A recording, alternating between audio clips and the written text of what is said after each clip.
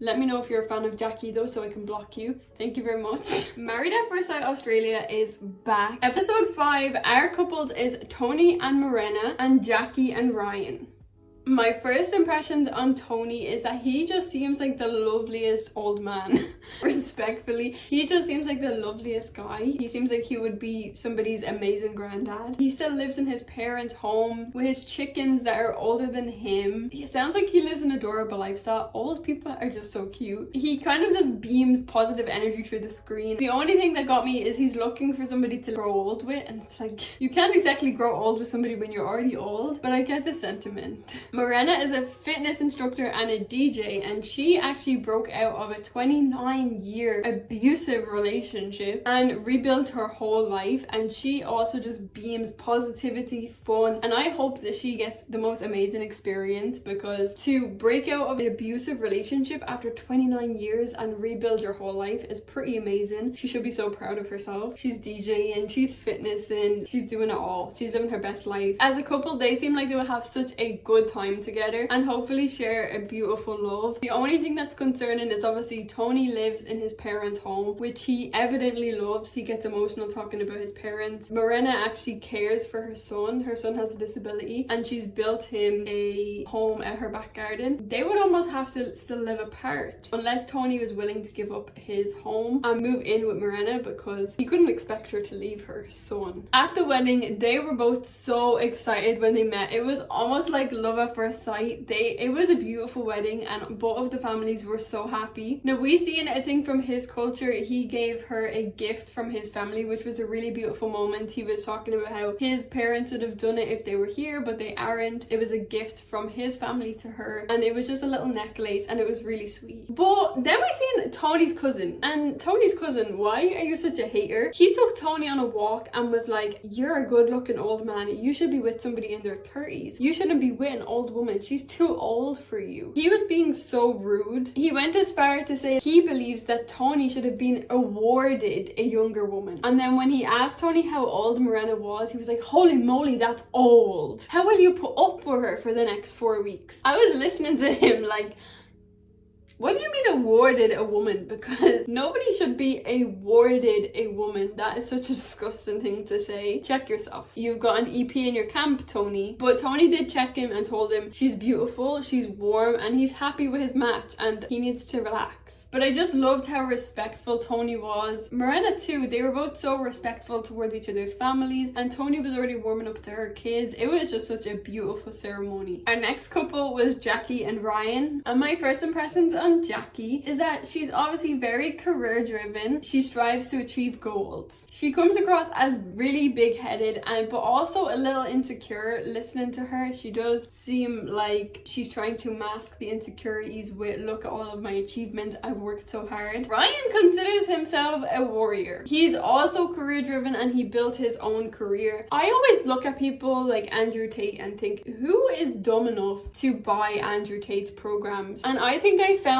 one, and that has to be Ryan. If we look at his bank statements, I'm sure he has attended Andrew Tate's school. But the thing is Ryan actually has nothing going on in his mind. He's just so ditzy. He thinks he's something that he's not. He's like, I'm this big warrior, I'm so strong and successful and nobody can match me and nobody's better than me. And honestly, I just don't know where he gets this mindset, because he's not that on the outside. At least let it reflect, you know? On face value, it sounds like they're looking for each other's qualities, so it could be a match once their egos don't get in the way, but they just seem to be so up their own ass that they're not going to be able to see anyone in front of them. Now, we heard Jacqui saying she wants a blonde guy to carry on the genetics of having a blonde family so she can relate to them a bit more. Girl, I see them roots and you're not blonde. And I also don't see any blonde people in her family crowd. But what does she mean, I need a blonde family so I can relate to them more? What does that even mean? How do you relate to somebody because of their hair color? I am noting everything that Jacqui is doing because she is actually scaring me. I think they should have given her Elliot. Her and Elliot would have gotten along beautifully. Her and all of her accomplishments in her career with Elliot. Yeah, that would have been a disaster. You know when people say your friends are a reflection of you? Jacqui's friends were sitting at this wedding and they were judging all of Ryan's friends, talking about how rough they looked and all on their appearance because they had tattoos and one of them was bald. They were just being so judgy and actually disgusting. You cannot judge somebody so harsh off their appearance. While their sister was arriving to a wedding in a blue wedding dress. Now, I am judging you for that. Talking about nobody's on your level. Ew. Jacqui is just not my type of person. I cannot deal with this girl on my screen. She literally thinks she's better than everybody. Is not my type of person, and that's okay. Not everybody is going to be your person. Let me know if you're a fan of Jacqui though, so I can block you. Thank you very much.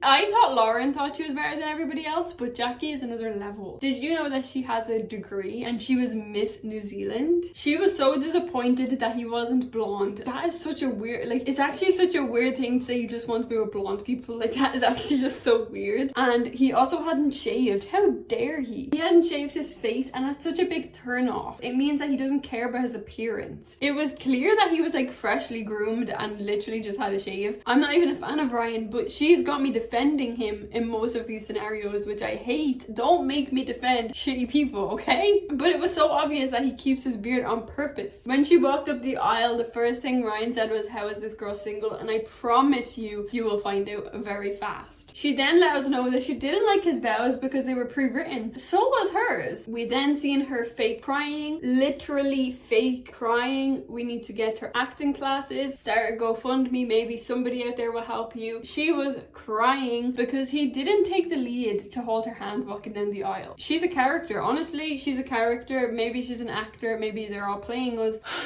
Just chill, Jacqui, chill. The cold scene was so awkward because they were taking pictures. Now, I understand a lot of people will probably say he should have given her his jacket, it was cold, but they were taking pictures. He was in his wedding suit. They're on TV. He doesn't know what he's allowed to do because there's not much going on up here. So he thinks he has to take instructions from production because it's TV. And honestly, my thought as well was, did they really want him to take his suit off while they're recording and taking pictures for the wedding? In my brain, I wouldn't, because we're taking pictures for the wedding. I'm not going to take my suit off. She kept asking him, "I'm cold, maybe you should give me your jacket." So he took the suit off and gave it to her. But before he did that, he asked production, "Is it okay to give her my jacket?" I don't know how to report on these without being mean. Forgive me. They are awful together. These two are awful together. I think Married at First Sight Productions, my best friends, the experts, obviously matched them together to give them a wake-up call. Now, he's telling the camera that he thinks it's going absolutely